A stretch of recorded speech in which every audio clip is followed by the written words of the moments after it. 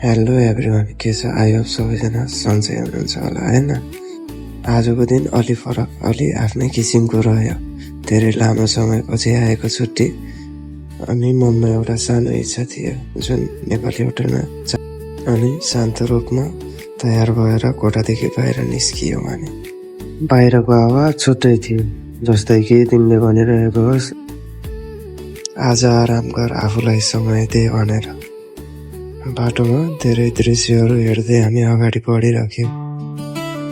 मनमा रमाइलो पनि थियो अनि छुट्टै उत्साह पनि। गाडीबाट झरिसकेपछि हामी सिधै एउटा सानो नेपाली होटलतिर अघि बढ्यौँ। अनि फाइनली हामी नेपाली होटल पनि भेट्यौँ। हर्ष अनि खुसीका साथ हामीहरू भित्र छिर्यौँ। दाइहरू पनि आफ्नै हिसाबमा खुसी नै हुनुहुन्थ्यो। त्यसपछि हामीले अब के खाने भनेर निदो गऱ्यौँ। मेनु हेऱ्यौँ। मेनुमा धेरै प्रकार थिए खानेका चिजहरू। हामीले भने मोमो अर्डर गऱ्यौँ। सुरुमा मोमो मिठो थियो, झोल मोमो। धेरै समयपछि खाएर होला त्यो मोमो नि स्वादिलो लाग्यो। सायद भोकले पनि होला, हामीहरूले मजाले खायौँ। त्यसपछि चाउमिन अर्डर गरेर चाउमिन पनि खायौँ। भोक निकै थियो अनि स्वाद नै मिठो। चाउमिन खाइसकेपछि हामीहरू त्यहाँबाट बिदाबारी गरेर अब जाने निदो गऱ्यौँ। दाइले नै फेरि आउनु भन्दै बाही गर्नुभयो। बाहिर निस्कदा टाइम निकै गइसक्यो रहेछ, रात पर्नै आँटिसकेको। हल्का अगाडि पुगेका थियौँ अनि फेरि अर्को नेपाली होटल भेटियो, जहाँनिर दाइहरूले खसीको मासु किन्ने भनेर छलफल गर्दै हुनुहुन्थ्यो अनि खसीको मासु थिएन।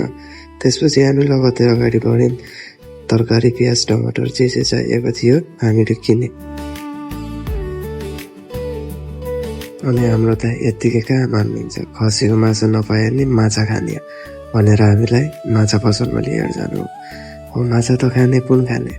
माछा धेरै प्रकारका थिए, तैनी दाइले एउटा चुज गरिहाल्नुभयो अनि झोक्नलाई दिनुभयो।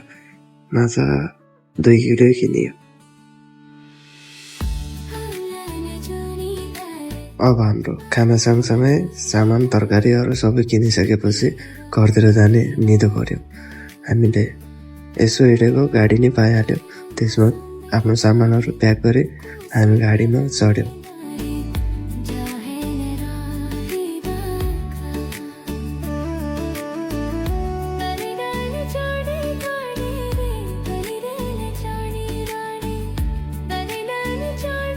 आजको छुट्टी रमाइलो हो भन्दै दाइसँग कुरा गरेर त्यहाँदेखि अघि बढ्यौँ।